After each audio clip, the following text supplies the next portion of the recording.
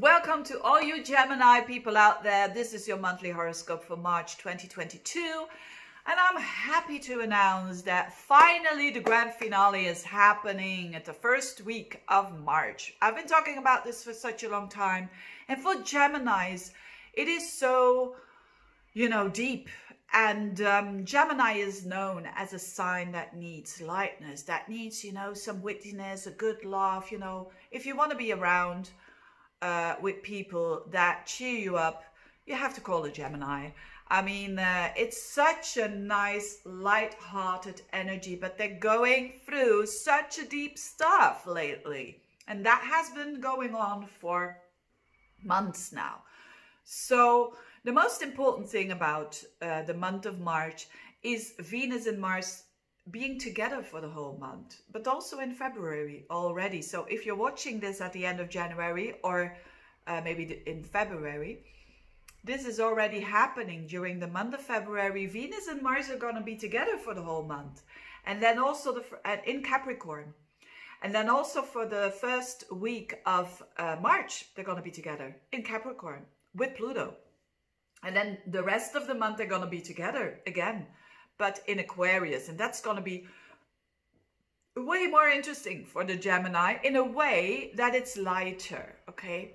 So I've been talking about this transformation that has been going on in your 8th house with Venus there and Pluto there, and your value system is changing. And the 8th house, in a nutshell, it's about other people's money.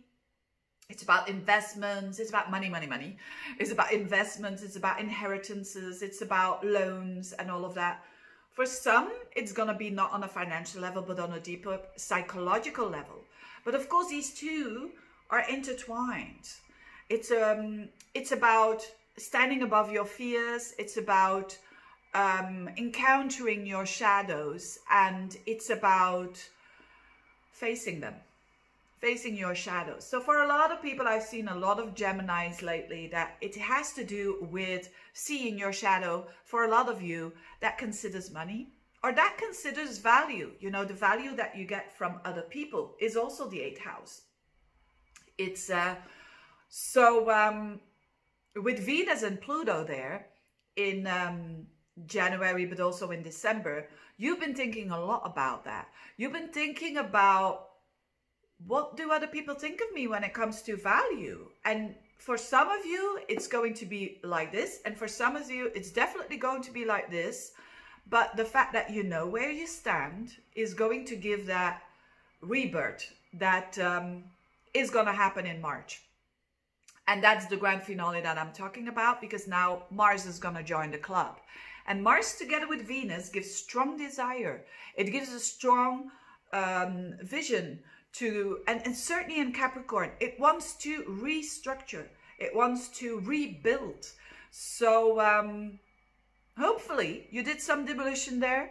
You did some demolition and deconstruction, because of course, if you want to be the Bob the Builder, whether it is on your confidence, whether it is around literally building something, it has to do with the better you have done the deconstruction, the better the reconstruction. It's going to be easier, right? If you do some makeup and you do it on your clean skin, it's going to be better than, when it's all gross.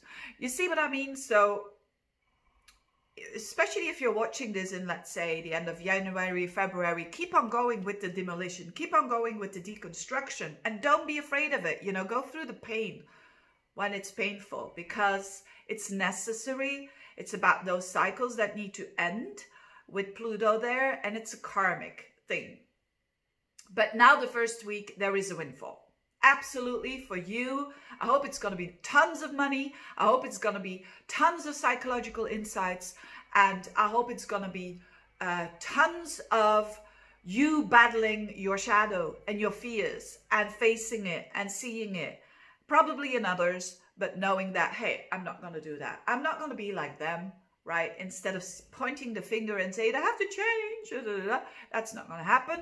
But it's about the rebuild of your confidence, the rebuild of finances in a way more healthy way, I mean, Capricorn is about realness. It's about real structures. So Venus and Pluto and Mars to get all together around the first week, the whole first week, you're going to feel that windfall.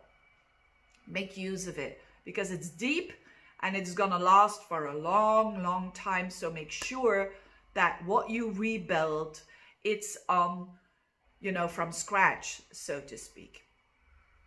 And for some of you, it's about relationships because Mars and Venus, the lovers, so to speak, the desire nature in the 8th house is about intimacy, you know, which is more than just sexuality. It's being vulnerable and showing yourself. So that could be going on as well. And there is a side where there is some secrecy here. So there could be some secrecy going on as well. You know, I'm not saying this in a judgmental way at all, but be mindful of that there is a transformation going on. And whatever you're going to do, it has a huge impact on your life.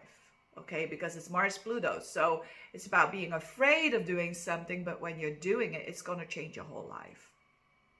So make sure that you know who you are and who you want to be. Okay, having said that, those wise words, I wish you all the best. All the rest is peanuts. That I'm saying here.